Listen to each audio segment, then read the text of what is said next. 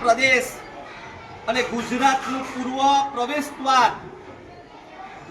ગોવિંદ ગુરુની જન્મભૂમિ કર્મભૂમિ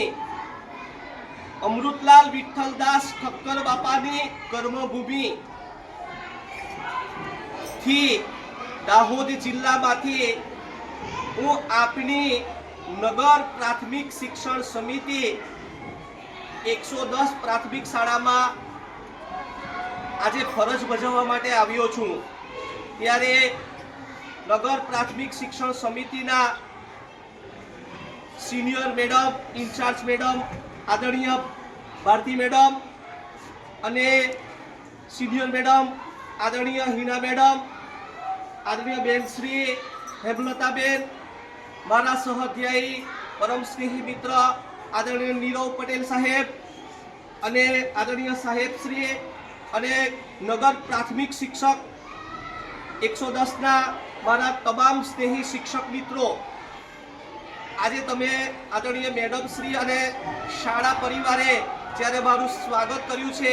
ત્યારે હું હર્ષની લાગણી અનુભવું છું અને ખરેખર મને આનંદ થાય છે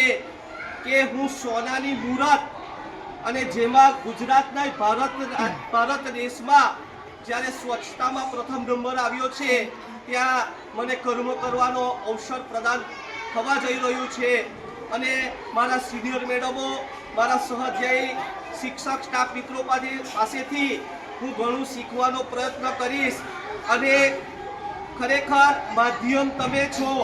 ત્યારે હું તમારા માટે પણ એક પંક્તિ બોલીશ કે बालक अरमान की जंजीर है, बालक अरमान की जंजीर है, बालक भगवान की तस्वीर है। सच कहूं तो आज का बालक कल के हिंदुस्तान की तकदीर है। बराबर है।